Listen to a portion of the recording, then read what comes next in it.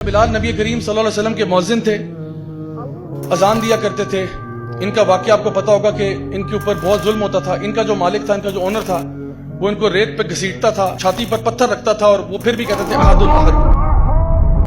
اور جب بعد میں صحابہ نے ان سے پوچھا کہ آپ احد الاحد کیوں کہتے تھے، تو انہوں نے کہا مجھے اس کے علاوہ آتا ہی کچھ نہیں تھا اسلام کے بارے میں، مجھے دین یہی پتا تھا کہ اللہ ایک ہے، بس اس کے علاوہ مجھے دین کا پتہ ہی کچھ نہیں تھا، تو جو پتا تھا بس وہی بولتا تھا۔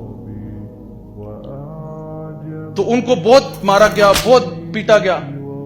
تو جو ان کا مالک تھا وہاں پہ ابو بکر صدیق آ گئے، انہوں نے کہا کہ میں جو ہے نا بلال کو آزاد کروں گا۔ انہوں نے کہا بتاؤ کتنے لوگ اس کے لیے؟ تو اس نے کہا کہ جی اس کے لیے، اس کے لیے، کیونکہ اس ٹائم پہ نا سیدنا بلال کی حالت اتنی خراب ہو چکی تھی کہ وہ تقریباً مرنے کے قریب تھے۔ اتنا ان کو مارا پیٹا گیا، لہو لہان کر دیا، ریت پہ گھسیٹے گئے، پتھر مارے گئے، مطلب بہت بری حالت میں تھے، بالکل مرنے کے قریب تھے۔ تو سیدنا ابو بکر ہے، انہوں نے کہا کتنے جو نا مانگتے ہو اس کے لیے؟ اس نے کہا 10 دینار، 10 دینار سمجھے 10 گولڈ کوائنز۔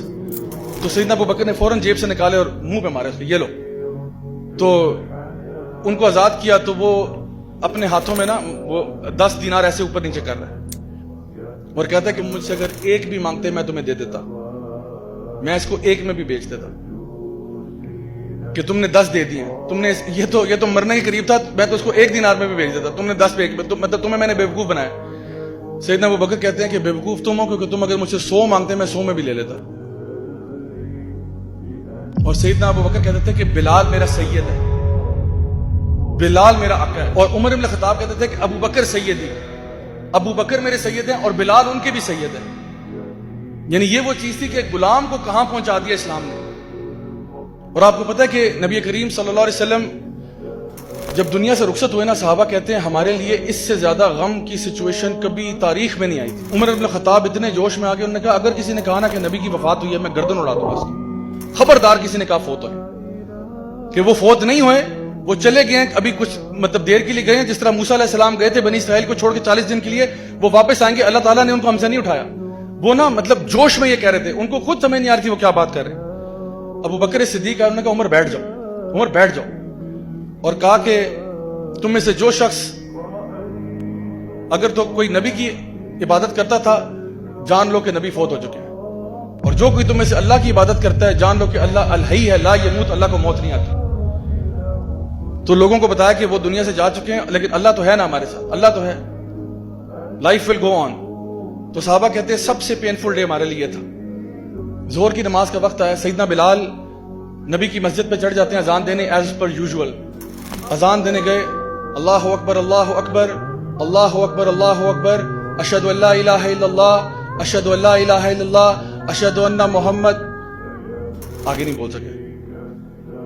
دوبارہ سٹارٹ کیا، دوبارہ اشہد ان محمد پر، پھر رک گئے، تیسری دفعہ سٹارٹ کیا، پھر رک گئے۔ آپ کا معمول پتہ کیا تھا؟ جب بھی آپ اذان دیتے تھے نا، تو آپ مسجد نبوی میں مسجد کے اوپر چڑھ جاتے تھے، اذان دیتے تھے، لاؤڈ سپیکر تو نہیں تھے، تو مسجد کے اوپر چڑھ کے اذان دیتے تھے، اور نبی کریم صلی اللہ علیہ وسلم کا حجرہ بالکل نیچے تھا، تو اشہد ان محمد پر نیچے دیکھتے ہوتے تھے، اذان دیتے ہوئے نیچے دیکھتے تھے، اور نبی کریم صلی اللہ علیہ وسلم اکثر یہ ہوتا تھا کہ اشہد ان محمد پر باہر نکلتے تھے۔ تو آج آپ اذان دے رہے ہیں لیکن اشہد ان محمد پر کوئی باہر نہیں نکل رہا، تو آپ سے اذان نہیں دی گئی، حتیٰ کہ ابو بکر صدیق آئے، انہوں نے کہا بلال بیٹھ جاؤ، اور باقی اذان انہوں نے دی۔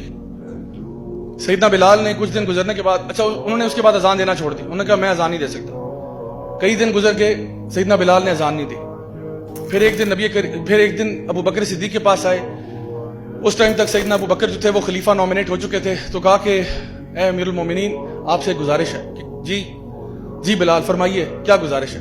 کہا گزارش یہ ہے کہ آپ مجھے مدینہ چھوڑنے کی اجازت دے دیں۔ تو کہا بلال یہ کیسے ہو سکتا ہے؟ انہوں نے کہا میں یہاں رہ نہیں سکتا۔ کیا ہو گیا بلال؟ امیر المومنین اٹس ٹو پینفل، یہ بہت پینفل ہے، میں مدینہ میں نہیں رہ سکتا، جب تک نبی تھے میں یہاں ٹھیک تھا، لیکن اب مجھے جانے دیں، اللہ کی راہ میں نکلنے دیں، چاہے میں دین کا علم سیکھوں، دین کے کام کروں، جہاد فی سبیل اللہ کروں، مجھے چھٹی دے دیں۔ تو سیدنا ابو بکر نے کہا سوال ہی پیدا نہیں ہوتا بلال، تمہیں کیسے جانے دیں ہم؟ تو انہوں نے کہا ایک میری سوال کا جواب دے دیں، آپ نے مجھے آزاد کیا تھا، میں ہمیشہ آپ کا احسان مند ہوں، لیکن سچ سچ بتائیے اگر آپ نے مجھے آزاد اپنی ذات کے لیے کیا تھا تو میں یہاں رک جاتا، لیکن اگر آپ نے مجھے اللہ کے لیے آزاد کیا تھا تو خدا کی قسم مجھے جانے دیں۔ سیدنا ابو بکر نے کہا ٹھیک ہے بلال، اگر ایسی بات ہے تو جاؤ۔ سیدنا بلال نکل گئے اور سال گزر کے غائب ہیں، سین سے غائب ہیں. عمر یعنی ابو بکر صدیق فوت ہو جاتے ہیں، عمر ابن خطاب کی خلافت آتی ہے، جروسلم فتح ہوتا ہے. وہ واقعہ آتا ہے نا جو اونٹ کے اوپر آپ نے اپنے غلام کو بٹھا کے خود پیدل چلے تھے، تو وہاں چلے جاتے ہیں، جروسلم فتح ہوتا ہے، مسلمانوں کے ہاتھ آتا ہے. اس دن سیدنا بلال جروسلم میں تھے، وہ ادھر ہی تھے، بیت المقدس میں تھے. تو صحابہ نے جب دیکھا کہ جی جروسلم مسلمانوں کے ہاتھ آ گئے، سب نے کہا بلال کہاں ہے، بلال کہاں ہے؟ کہا سیدنا بلال آپ اذان دے دیں. پہلی دفعہ بیت المقدس میں اذان ہو رہی ہے. کہا سیدنا بلال آپ اذان دیں، آپ نبی کے مؤذن ہیں. سیدنا بلال نے انکار کیا، میں نہیں اذان دے سکتا. صحابہ نے بہت پوچھ کیا، پلیز اذان دے دیں، پلیز اذان دے دیں. پھر بڑا دل پر پتھر رکھ کے وہ اوپر کھڑے ہوئے اور اذان دی. اور مورخین لکھتے ہیں کہ جتنے صحابہ وہاں موجود تھے نا، سب کی داڑیاں آنسوؤں سے تر ہو چکی تھی، کیونکہ جب وہ اذان سنی نا اتنے عرصے کے بعد ان کو لگا جیسے نبی واپس آ گئے، نبی کا دور واپس آ گیا. کیونکہ یہ اذان آخری دفعہ نبی جب زندہ تھے تب سنی تھی، جب وہ دنیا میں موجود تھے تب سنی تھی. تو اب دوبارہ سن رہے ہیں تو سب کے دل لرزے ہوئے تھے، سب رو رہے ہیں. اور یہ اعزاز صرف سیدنا بلال کو جو ہے نا حاصل ہے کہ انہوں نے کعبہ میں بھی، مسجد نبوی میں بھی اور بیت المقدس میں بھی پہلی دفعہ اذان دی. تینوں جگہ، اور یہ تین مقدس ترین جگہ ہیں جہاں پہ تینوں پہ آپ نے اذان دی ہوئی.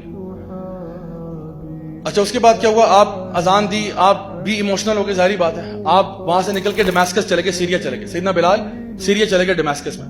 کئی عرصہ وہاں گزر گیا. ایک دن کہتے ہیں رات کو میری خواب میں نبی کریم صلی اللہ علیہ وسلم آئے اور کہتے ہیں کہ بلال کیا ناراض ہو میرے سے، اتنا عرصہ گزر گیا تم آئے نہیں مدینہ. تو سیدنا بلال کہتے ہیں کہ مجھ سے رہا نہیں گیا، میں نے نہ ادھر دیکھا نہ ادھر دیکھا، کچھ نہیں دیکھا، میں بس بھاگا مدینے کی طرف کہ اب تو نبی خواب میں آ گئے. کہتے میں مدینہ پہنچا، سیدھا روضہ رسول پر گیا اور کہا کہ میں آ گیا ہوں یا رسول اللہ، میں آ گیا ہوں واپس. اور کہا کہ میں آپ کو نہیں بھولا، میں آپ پر درود بھیجتا ہوں، آپ پر سلام بھیجتا ہوں، آپ کے فیملی کے لیے دعائیں کرتا ہوں، میں آپ کو نہیں بھولا. اچھا آپ وہاں پہ روضہ رسول پہ ہیں، رو رہے ہیں. اتنی دیر میں نا کسی نے جا کے یہ خبر سیدنا حسن اور حسین رضی اللہ عنہما کو دے دی کہ بھئی سیدنا بلال آئے. میں کیونکہ کسی کو بتا کے تو آئے نہیں تھے، پہلے سے اعلان تو کروایا نہیں تھا کہ میں مدینہ جا رہا ہوں، وہ تو بس اٹھے اور بس پہنچ گئے. تو سیدنا حسن اور حسین نے دونوں نے ہاتھ پکڑ کے کہا کہ سیدی آج اذان آپ دیں گے. اور آپ یقین کریں کہ اتنے عرصے بعد سیدنا بلال نے مدینہ میں اذان دی. اور مورخین اور محدثین لکھتے ہیں کہ کوئی ایک آنکھ بھی اس دن آنسوؤں سے خالی نہیں تھی. لوگوں نے جب اذان سنی نا انہوں کو لگا جیسا کہ نبی کریم صلی اللہ علیہ وسلم مدینہ واپس آ گئے. آپ سوچیں کہ یہ وہ صحابہ ہیں جو نبی پر جانے دیتے تھے، یہ وہ لوگ ہیں جو سٹرینجرز تھے، یہ وہ لوگ ہیں جو اپنے دین پر قائم تھے. اور اللہ رب العزت نے ہمارے لیے یہ بات بتا دی ہے کہ قل ان کنتم تحبون اللہ فاتبعونی یحببکم اللہ ویغفر لکم ذنوبکم. کیا تم اللہ سے محبت کا دعویٰ کرتے ہو تو پیارے نبی کی اتباع کرو، نبی کی پیروی کرو. اور آپ اگر صحابہ کی زندگی اٹھا کے دیکھیں، آپ یقین کریں ہمیں اپنے اعمال پہ شرم آتی ہے کہ ہمارے کیا اعمال ہیں، صحابہ کا طرز عمل کیا تھا، کتنی نبی سے محبت کرتے تھے. لیکن ایک خوشی کی بات یہ ہے کہ نبی نے فرمایا تھا کہ جو جس سے محبت کرتا ہوگا اسی کے ساتھ اٹھایا جائے گا. صحابہ کہتے ہیں جس دن ہم نے یہ حدیث سنی نا، ہمارے لیے وہ دن ہمارا عید کا دن تھا. یعنی اس دن ہماری عید تھی، کیونکہ اور ہماری خطائیں اپنی جگہ، ہمارے گناہ اپنی جگہ، ہمارے مسئلے اپنی جگہ، لیکن ہمیں رائی برابر بھی شک نہیں تھا کہ ہم نبی کریم صلی اللہ علیہ وسلم سے محبت کرتے ہیں.